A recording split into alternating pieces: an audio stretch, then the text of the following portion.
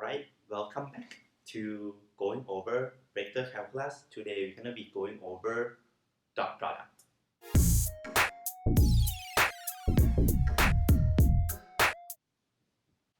Alright, just like last time when we learned about adding vectors, we add two vectors. Now we're gonna multiply two vectors together, but it might not work the way you expect it to work. In particular, when you add vectors, two vectors become one vector. Now when you multiply or use dot product between two vectors, it becomes a scalar.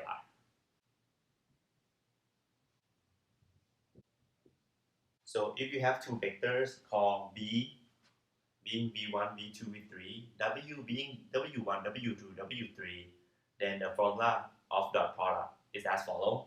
b dot w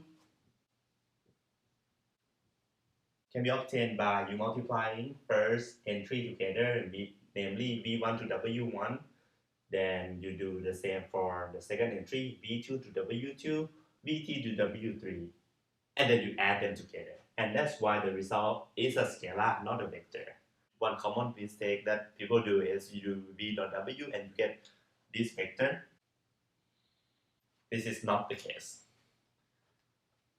right? So I'm gonna erase it so that we don't confuse. Alright, now that we know the formula for dot product, we might want to know what can we compute from dot product. One easy example is you can compute a length of a vector using dot product. It goes as follows.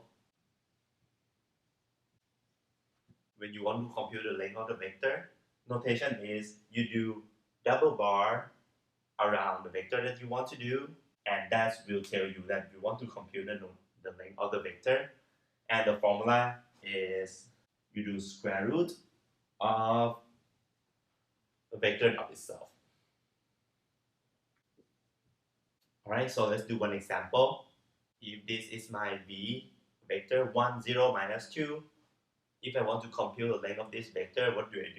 I do square root of v dot itself. And what is the formula for dot product? Well, you multiply first entry together, second entry together, last entry together, then you add them. In this case, you have 1 plus 0 plus 4, which turns out to be square root 5 in this case. Another formula that people like to use to compute the length of a vector is just to write the formula just in terms of the entries. Instead of writing it in terms of dot product, you write it as square root of sum of the square. So I think it's good to know both formulas simply because sometimes you want to relate length of a vector to dot product, and the previous formula is the way to do. Alright, so now that we know the definition of dot product, let's go over some nice property of dot product. So when we do dot product, think of it as a multiplication. So a lot of properties that work in multiplication would work the same way for dot product too. For example, when you have two numbers, you multiply first to second, it will be the same as you multiply second to first. That property is called multiplication is commutative. Dot product is also commutative. The second property is its interaction between addition of vectors. So in real number, if you multiply a number to the sum of two numbers, it's the same as you multiply each number separately and you add them later. This property is called distributive. Dot product is distributive over addition. So if you have three vectors, v, w, and u dot v to w plus u is the same thing as u dot v to w and u separately and you add them later. Alright, now that we know the formula for length of a vector, that would lead us to the formula for distance between 2 points. So what's going on is, if you have a point and you have another point here, you want to know distance between these two, you might as well compute the length of the vector start here and end here. In this case, if you have point P and point Q, distance between P and Q will be the same as the length of vector PQ. from what we know last time. Formula for vector PQ is simply Q minus P, endpoint minus starting point. So it's just this guy. Alright, so for example, you have these 2 points PQ being 1, 2, 5 and minus 1, 0, 2. If we want to know distance between P and Q, first thing we do is we compute the vector PQ. So we compute Q minus P, we get,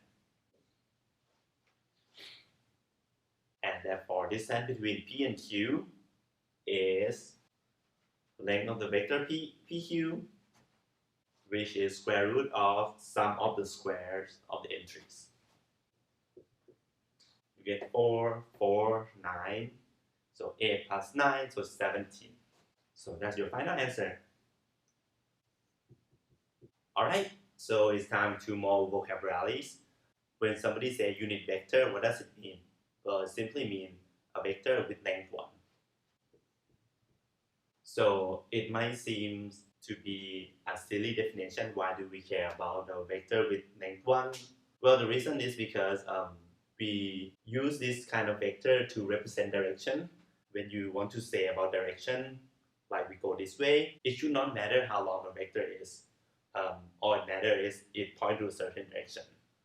So we might as well fix the length, and the length that easily used is 1. With that in mind, the question that we commonly ask is, how do we find a vector that is a unit vector and point to a direction that we want? Right, so here's the question that we want to ask. If we have a particular direction or particular vector, then what is a unit vector in that direction? So picture it like this. A vector V will look like this, and somebody asks you, what is a vector that points to the same direction but has unit length? Meaning, what is this guy that has length 1? And this follows simple formula. It's a vector V scalar multiplied by 1 over its length. Right, for example, if you have vector V being 1, 3, 2, then we can ask what is the unit vector pointing to this direction. And so what we do is we compute the length of V, we divide V by its length, and that will be unit vector in the direction of V. Right, so this is formula for the length of V.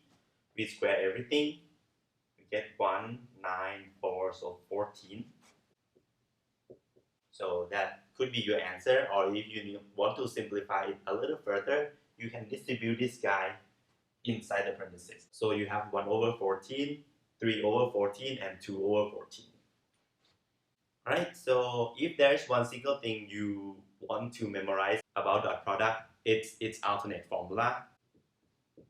Alright, as I introduced earlier, the formula for dot product is you multiply first entry to first entry, second entry to second entry, third entry to third entry, and then you add them together. There's another formula that you can use, and here it is. The formula is as follows. The product between two vectors is the product of the size of those two vectors multiplied by cosine theta, where theta is the angle between two vectors. Right, and picture-wise, it looks like this. You have vector V, you have vector W, and the angle is this angle right here. So you might wonder, in what situation should you use first formula, in what situation you should use second formula. Mostly use both of them at the same time, and since both of them are formula for the product, you will equate them. Alright, so let's go over one example. Right, let's find the angle between these two vectors, 1, 2, 3, and minus 2, 0, 1. Alright, as I said, we're going to use two formula for dot product, and we will equate them. So the first formula of dot product is, what you do is you multiply each entry together, you add them. So you're going to get 1 times minus 2, 2 times 0, and 3 times 1, which is 1. Let's use another formula to calculate the dot product between those two vectors. So for the second formula, you need length of vector v, length of vector u, and cosine theta. Formula of length of v is as follows. You square everything, you add them together. So we get 1 square plus 2 square plus 3 square. For u, the same thing. And then you have cosine theta. Cosine theta, there's not much you can do, but that's actually the point of this calculation.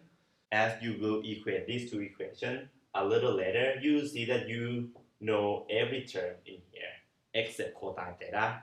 Cosine theta is our only unknown, so we will be able to solve for cosine theta. So to continue our calculation, 1 square, 2 square, 3 square turn out to be 14. This guy turned out to be 5 cosine theta. And what we will be doing is, this is a dot product between these two vectors. This is also a dot product between these two vectors. What we can conclude is that this guy and this guy must be the same thing, which means cosine theta is 1 over root 14 root 5. So, but the question asks for the angle, so we need to give the answer in terms of theta. So what we can do is we can inverse cosine so that theta is inverse of cosine of what you have on the right hand side. And that's your answer. So depend on what your instructor want. This might not be the desired answer, meaning you might want to use calculator to get this exact answer from this form. So what you can do is you can just plug in this in your calculator, which in this case is 1.45 radian, which is around 83.13 degrees. But I would expect that this should be sufficient answer. Another thing that can show up quite often is the fact that two vectors are perpendicular. You can try to plug into the second formula of your dot product, but what you have at the end is when two vectors are perpendicular, their dot product will be 0. So when U and V are perpendicular, another word for perpendicular that you might see often is orthogonal. This means algebraically that dot product between these two vectors will be 0. Right? For those of you who are curious why this is the case, well, simply because when two vectors are perpendicular, angle between them is 90 degrees or pi over 2, and cosine of 90 degrees or cosine of pi over 2 is 0. And cosine theta is the part of the formula in dot product. All right, let's do one more example. This is a question.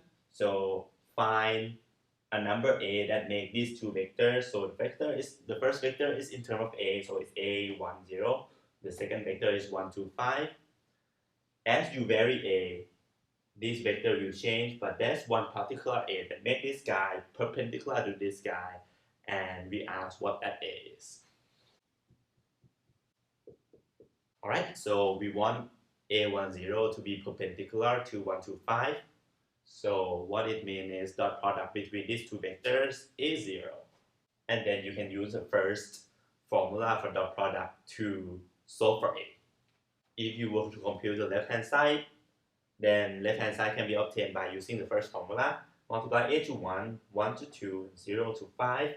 You get a 2 and 0. So a plus 2 is 0. So a must be 2. One last application that dot product can explain is orthogonal protection. Right? So orthogonal protection is first easily explained by pictures. So imagine you have two vectors. When you have two vectors, v and w, if you generate them randomly, more likely than not, they will point in two different directions. So the question that what you want to ask is, how much of one vector in the same direction as the other? So v point to this direction, so we wonder, there's a part of v that point kind of like in the same direction as w, right? So this vector is called the projection of v onto w. one way to think about this is kind of like a shadow of V on W. Notation, right, go like this. Is projection subscript W because it's going to be onto W, and you put V in parentheses. And formula for this guy is just you have a fraction between dot product, so V dot W, W dot W, and then that will give you a scalar. You multiply that scalar to vector W. So there's a lot of multiplication going on here. You have dot product on top, dot product on the bottom, and you have scalar multiplication. So make sure you do right multiplication in the right step. Right, let's do one example. Right, let's be this vector 1, 5 minus 1, W be 1 minus 1 minus 2. Then we can have what is the projection of V onto W. So it goes V dot W on top, W dot itself on the bottom, dot W outside of the fraction. So on top, dot product once again, multiply, multiply, multiply, add. That's the numerator. For the denominator, you dot W to itself. And on the right, we rewrite W. Right, on top, we have 1 minus 5 plus 2. On the bottom, we have 1, 1, 4. So on top, we have 2. On the bottom, we have 6, which gives us 1/3 multiplied to everything. Alright, that would be it for today. Next time, we're going to go over cross product. Thank you.